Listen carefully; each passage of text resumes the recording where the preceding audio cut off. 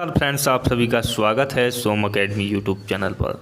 दोस्तों, Uttar Pradesh BEd entrance exam के संबंध में आप सभी जानते हैं कि एग्ज़ाम्स आपका काफ़ी लेट हो चुका है।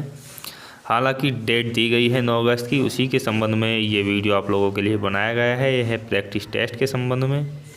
ये सामान्य हिंदी का प्रैक्टिस टेस्ट है और पूरे 50 क्वेश्चन हैं। तो सही आंसर आप नीचे कमेंट्स में कीजिएगा और अंत में बताइएगा कि आपका स्कोर कितना हुआ। पहला क्वेश्चन है, मच्छरों के प्रकोप के संबंध में शिकायती पत्र लिखना हो तो किसे लिखा जाएगा? सही आंसर होगा ऑप्शन नंबर ए, माननीय स्वास्थ्य अधिकारी को।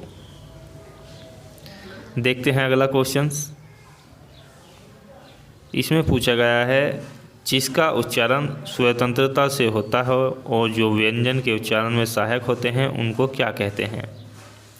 चारों ऑप्शंस आप लोगों के लिए है। सही जो आंसर होगा वो होगा ऑप्शन नंबर बी, स्वर। अगले प्रश्न की ओर चलते हैं।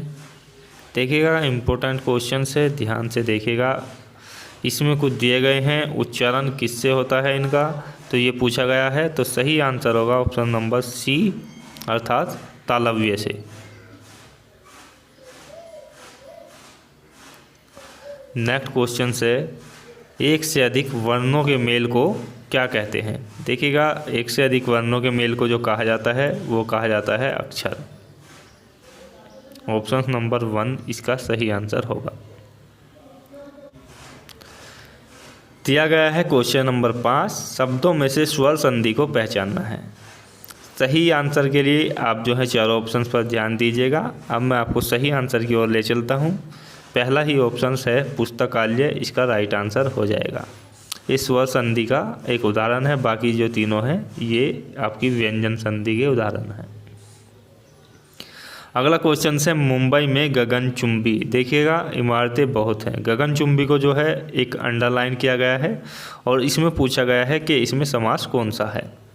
तो सही आंसर के लिए आपको चारों समास के जो हैं दिए गए हैं ऑप्शंस। सही आंसर होगा ऑप्शन नंबर 1, तत्पुरुष समास।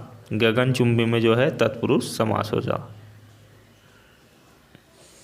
हमें अपशब्द नहीं बोलना चाहिए, तो अपशब्द को जो है यहाँ पर अंडरलाइन किया गया है और व्याकरण की दृष्टि से ये शब्द जो है क्या है, विशेषण, संज्ञा, उपसर्ग या अव्यय।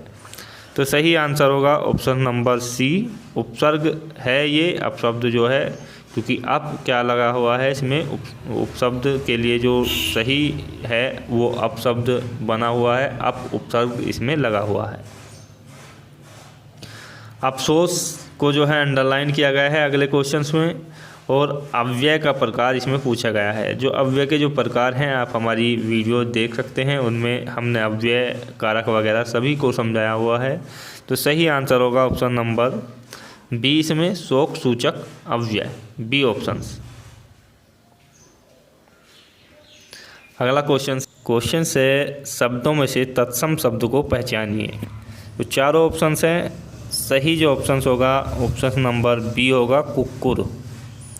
इसके लिए जो है तत्सम शब्द कुक्कुर राइट आंसर होगा। बाकी तीनों क्या है, तद्भव शब्द हैं। अब जो है अगला क्वेश्चन है, उसमें आपको तद्भव शब्द पहचानना है 10वें क्वेश्चन में। आलस, कुष्ठ, अंधकार और उल्लास, चार ऑप्शन हैं। सही आंसर होगा ऑप्शन नंबर 1, आलस। नेक्स्ट क्वेश्चन है 11 क्वेश्चन है, शब्दों में से अर्ध तत्सम शब्द आपको जो है पहचानना है। अर्ध तत्सम शब्द ऐसा होता है जिसमें तत्सम का जो स्वरूप है वो लगभग आधा होता है। तो यहाँ पर सही ऑप्शन होगा बी ऑप्शंस, दई। नेक्स्ट क्वेश्चन है, विदेशी शब्द को पहचानिए। तो देखिएगा, ग्लास, अचल, आश्चर्य और छाता, इन चारों ऑप्शंस में से जो विदेशी शब्द है वो है ग्लास। ग्लास जो है एक विदेशी शब्द है, बाकी तीनों क्या है, देसी शब्द है। अगला क्वेश्चन देखते हैं। जो क्वेश्चन है 13, विशेषणों में से संज्ञा को पहचानिए। आसमानी, नियमित, पाश्चात्य और अनुशासन, चार ऑप्शन हैं। सही आंसर होगा ऑप्शन नंबर डी, अनुशासन। करते जाइए आप साथ साथ क्वेश्चंस और अंत में बताइएगा आपने कितना स्कोर किया। क्वेश्चन नंबर 14 है, आपको जो है अंडरलाइन किया गया है और इसमें पूछा गया है कौन सा सर्वनाम है। तो आप जो सर्वनाम है ये लिया जाता है निजवाचक सर्वनाम के रूप में। ज़्यादातर स्टूडेंट्स को जानकारी होगी यदि आपने सर्वनाम पढ़ा है। नेक्स्ट क्वेश्चन की ओर चलते हैं। यहाँ पर पूछा गया है, कुछ शब्द दिए गए हैं और उसमें से विशेषण को आपको पहचानना है। मजहब, नैतिक, पीड़ा और अज्ञान, 4 ऑप्शंस हैं। तो सही ऑप्शंस होगा नैतिक। बी ऑप्शन इसके लिए एक विशेषण का कार्य करता है, नैतिक।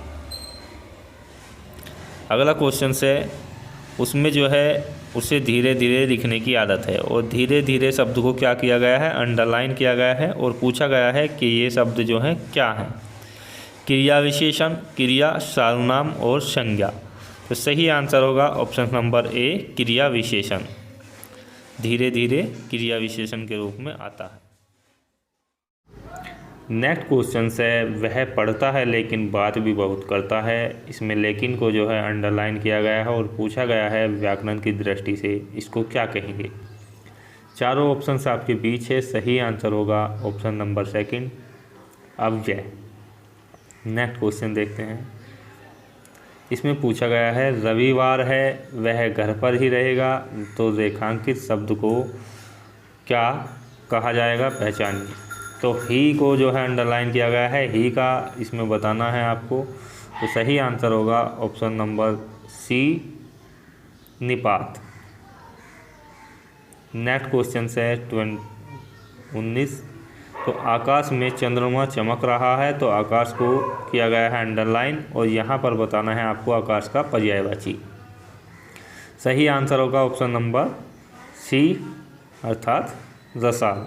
तो इसमें क्या है कि पर्यायवाची नहीं है बताना है, तो रसाल इसके लिए राइट आंसर हो जाएगा। बाकी तीनों क्या हैं, पर्यायवाची हैं। नेक्स्ट क्वेश्चन है 20। संतोष को जो है अंडरलाइन किया गया है और संतोष का आपको जो है विलोम शब्द बताना है। तो सही जो आंसर होगा, कॉमन क्वेश्चन है, पहला ही ऑप्शन होगा असंतोष। पूछा गया है 21 क्वेश्चन में, युग्म शब्द की कौन सी जोड़ी सही है। तो सही जो जोड़ी होगी वो होगी ऑप्शन नंबर सी, अचल, अचला। अगला क्वेश्चन है 22वां प्रश्न, दूसरों की बातों में दखल देना, इसके लिए एक ही शब्द क्या होगा। तो सही आंसर हो जाएगा ऑप्शन नंबर ए, हस्तक्षेप। अगला क्वेश्चन है, मुंबई के निकट पूना है और निकट को जो है देखिएगा अंडरलाइन किया गया है और इसमें पूछा गया है ये शब्द क्या होगा। तो सही जो आंसर होगा इसके लिए ऑप्शन नंबर सेकंड होगा, संबंध सूचक शब्द। अगला क्वेश्चन है 24। माता पिता अपने बच्चों के लिए कड़ी मेहनत करते हैं। तो रेखांकित शब्द जो है यहाँ पर के लिए है और के लिए कौन सा शब्द यूज किया जाना चाहिए, विशेषण, सर्वनाम, परसर्ग या संज्ञा। सही आंसर हो जाएगा ऑप्शन नंबर बी, परसर्ग। अगला, वचन की दृष्टि से कौन सा जोड़ा सही नहीं है। तो सही जो जोड़ा नहीं होगा वो होगा ऑप्शन नंबर डी, सखी, सखियाँ। 26वां प्रश्न है, जिन वाक्यों में क्रम के अनुसार क्रिया में परिवर्तन होता है उस वाक्य को कहते हैं। तो यहाँ पर सही आंसर के लिए हम चलते हैं ऑप्शन नंबर सेकंड की ओर, क्रम वाच्य।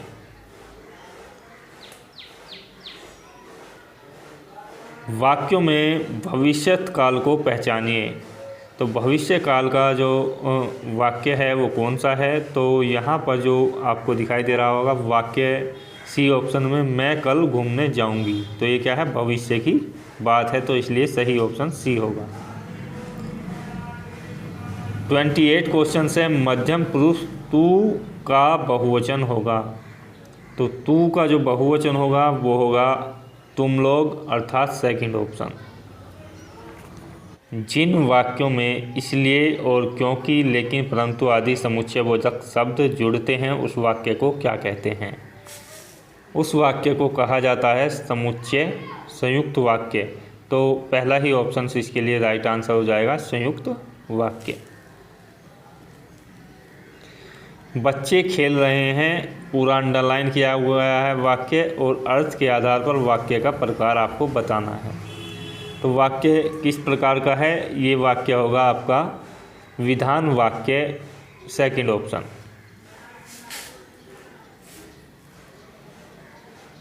अगला क्वेश्चन है, तुमको मुझे पढ़ाना है, अशुद्ध अंश को पहचानिए। तो अशुद्ध अंश जो होगा आपका पहला ही ऑप्शन होगा, तुमको। इसके लिए आना चाहिए तुम्हें या आपको। नेक्स्ट क्वेश्चन देखते हैं, मुझे बाहर जाना है, तो रेखांकित चिन्ह को पहचानिए। तो इसमें जो चिन्ह यूज किया गया है वो किया गया है आपके लिए, देखिएगा सभी को जानकारी होगी, पूर्ण विराम। लास्ट में जो चिन्ह लगा हुआ है वो है पूर्ण विराम। नेक्स्ट क्वेश्चन की ओर चलते हैं, किसी पद, उपवाक्य आदि की विशेषता दिखाने के लिए शब्द के नीचे एक रेखा खींचते हैं, उसे क्या कहते हैं? तो उस रेखा को जो कहा जाता है वो कहा जाता है अधोरेख चिन्ह, अर्थात बी ऑप्शन। उसने तो मेरी आंखें खोल दी, तो आंखें खोल दी, ये मुहावरे का अर्थ क्या होगा, ये पूछा गया है क्वेश्चन के माध्यम से।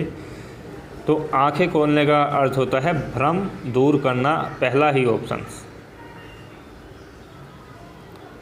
अगले क्वेश्चन से 35, आग लगने पर कुआं खोदना, लोक उक्ति का क्या अर्थ होगा? तो ये जो मुहावरे की तरह ही होती है लोकोक्ति, और इसके लिए सही आंसर होगा संकट के समय बचाव के लिए सोचना। तो बी ऑप्शन इसके लिए राइट आंसर होगा। 36वां प्रश्न है, पृथ्वी, ग्रह, तारों आदि का स्थान वाक्यांश के लिए उचित शब्द होगा। तो वाक्य के लिए एक शब्द है जहाँ पर पृथ्वी, ग्रह और तारे आदि का स्थान है। सही आंसर होगा ऑप्शन नंबर बी, अंतरिक्ष। समानार्थी जोड़ी को स्पष्ट करना है आपको चारों ऑप्शंस में से। जो समानार्थी जोड़ी है वो होगी ऑप्शन नंबर प्रथम, पार्वती और महेश्वरी, दोनों एक ही नाम है। नेक्स्ट देखते हैं, पूर्वी हिंदी क्षेत्र में कौन सी बोली नहीं बोली जाती? जो पूर्वी हिंदी के अंतर्गत नहीं आती है वो बोली है ऑप्शन नंबर सी, अर्थात जयपुरी। ये क्या है, राजस्थानी हिंदी के अंतर्गत आती है। नेक्स्ट क्वेश्चन है, हिंदी भाषी राज्य के अंतर्गत कौन सा राज्य नहीं है? तो हिंदी भाषी राज्य जो नहीं है उनमें देखिएगा उत्तर प्रदेश, बिहार, झारखंड, ये क्या है, हिंदी भाषी राज्य हैं। और महाराष्ट्र में हिंदी की भाषी राज्य के अंतर्गत नहीं आता। तो डी ऑप्शन आपके लिए राइट आंसर हो जाएगा, महाराष्ट्र। अगला क्वेश्चन है, रामचरितमानस के रचयिता कौन हैं? तो बहुत ज़्यादा फेमस है रामचरितमानस और सभी को ज़्यादातर को जानकारी होगी। इसका सही आंसर हो जाएगा Goswami Tulsidas, option number A. दोस्तों, इस टेस्ट में से आपने कितने क्वेश्चन सही आंसर दिए हैं कमेंट्स में बताइएगा। यदि आपको और ऐसे टेस्ट हल करने हैं तो नीचे दिए गए लिंक पर आप जाइएगा, वहां से आप जो है अपनी तैयारी को मजबूत कीजिएगा। चैनल को सब्सक्राइब कर लें। मिलेंगे आपको इसी तरीके के और महत्वपूर्ण वीडियो। मिलते हैं अगले वीडियो में। धन्यवाद। जय भारत।